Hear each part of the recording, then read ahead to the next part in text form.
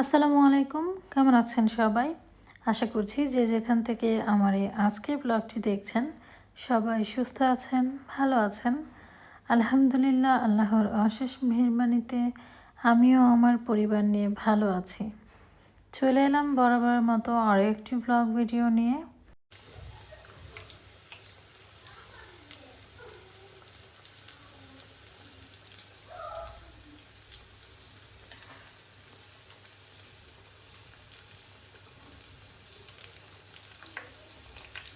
আজকে সকালে বেশি কিছু রান্না করব না।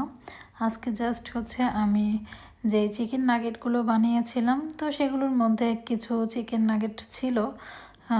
ভাবলাম যে আজকে এগুলো দিয়েই নাস্তা করে নেই, বাচ্চাদের ভালো লাগবে। ওরা সকালে যেহেতু খুব একটা ভারী খাবার খেতে চায় না, আর তাছাড়া আজকে আমারও ভারী খাবার খেতে ইচ্ছে করছে না। আর ওটসটা খেতাম, তো সেটাও আজকে খেতে ইচ্ছা করছে না। আর তাছাড়া ফ্রিজে হচ্ছে দুধও ছিল না, তাই ভাবলাম যে আজকে যা আছে তা দিয়েই সকালটা শেষ করি, কোনো রকম কাটিয়ে নিই আর কি। আর আজকে কিছু ঘরের কাজ করব, অন্যান্য কাজ সব কিছু বাদ দিয়ে আজকে জাস্ট আমাদের যে কাপড় চোপড় রেগুলার ইউজ করি সেই ওয়ারড্রোবটা একটু গোছাবো, কারণ ওটা এত এলোমেলো হয়ে আছে। রেগুলার ইউজ করলে আসলে কাপড় চোপড় সব ছড়িয়ে ছিটে থাকে, তাই ভাবলাম আজকের ওয়ারড্রোবটা পরিষ্কার করে নিই। মেয়েদেরকে নিয়ে বসে গেছি ওয়ারড্রোবের কাপড় চোপড় নামানোর জন্য।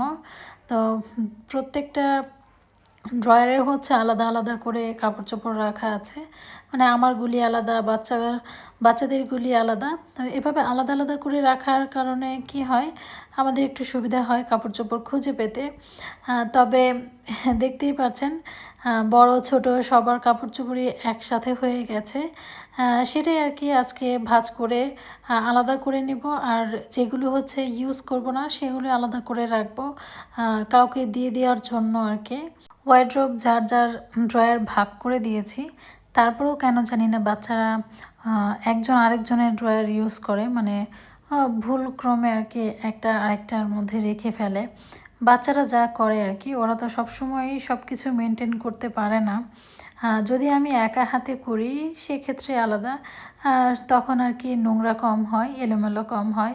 আর বাচ্চারা যখন নিজের হাতে সব কিছু করে, এদিকটা সেদিক করে, কাপড় চোপড় নিতে গেলে এক ড্রয়ার থেকে নিয়ে আরেক ড্রয়ারে রাখে। অনেক সময় তো ড্রয়ারে রাখতেও চায় না, তো নিচে উপরে পড়ে থাকে। তো সেগুলোই সারাদিন করতে হয়। গৃহিণীদের আসলে কোনোভাবেই কোনো কিছুতেই শান্তি নেই আর কি। যাই হোক, এখন ওয়ারড্রোবটা পরিষ্কার করে একদম টিপটাপ করে রেখে দিয়েছি, ভাঁজ করে যে কাপড় চোপড় যেখানে যেগুলো রাখার সেখানে সেগুলো রেখে দিয়েছি।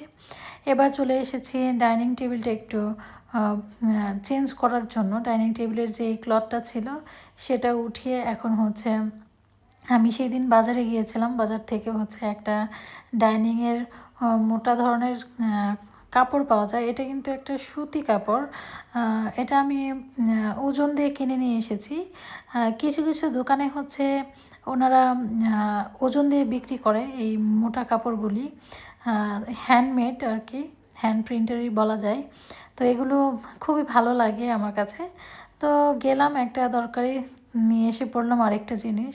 কিছু অন্যান্য কাজের জন্য গিয়েছিলাম, পরে দেখি এটা দেখতে খুব ভালো লাগছিল, তাই ওইটা নিয়ে এসে পড়েছি। তা এটাই আজকে বিছিয়ে নিলাম ডাইনিংয়ের উপরে।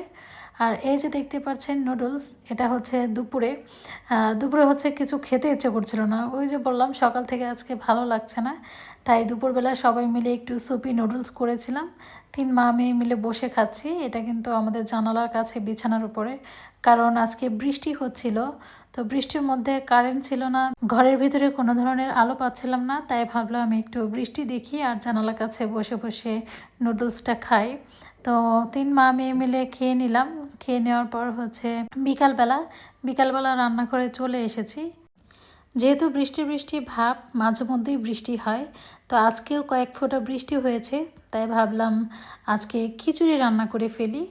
পরে রান্নাঘরে চলে এসেছি। রান্নাঘরে এসে সব কিছু রেডি করে নিয়েছি, নিয়ে এখন খিচুড়িটা বসিয়ে দেব।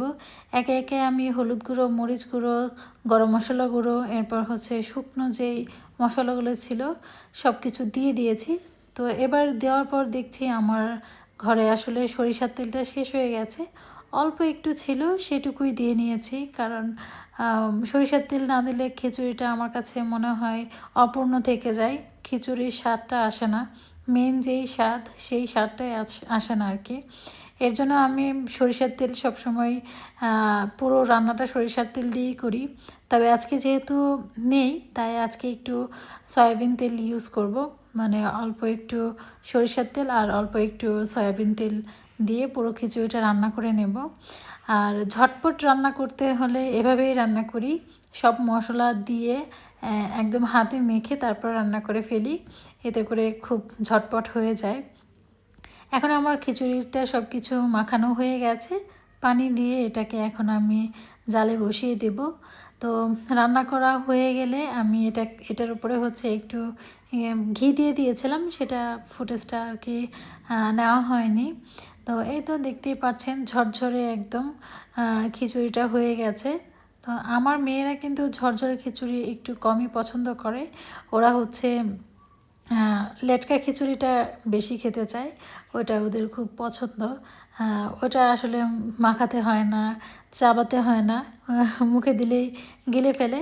আর তাছাড়া লেটকা খিচুড়ি অন্যরকম স্বাদ, আর ভুনা খিচুড়িরই অন্যরকম স্বাদ, দুইটা দুই ধরনের স্বাদ। তো এই তো আমার খিচুড়িটা রান্না হয়ে গেছে। আর এদিকটাই হচ্ছে প্রেশার কুকারে, প্রেশার এখনও আসেনি, তো অনেকক্ষণ যাবতই দিয়ে রেখেছি। তো এটাতে হচ্ছে গরুর মাংস বসিয়েছি, তো গরুর মাংসটা হয়ে এলে তারপর আমরা খাওয়া দাওয়া শেষ করে নেব। আজকের ভিডিওটি এখানেই শেষ করছি। সবাই সুস্থ থাকবেন, ভালো থাকবেন। আল্লাহ হাফেজ।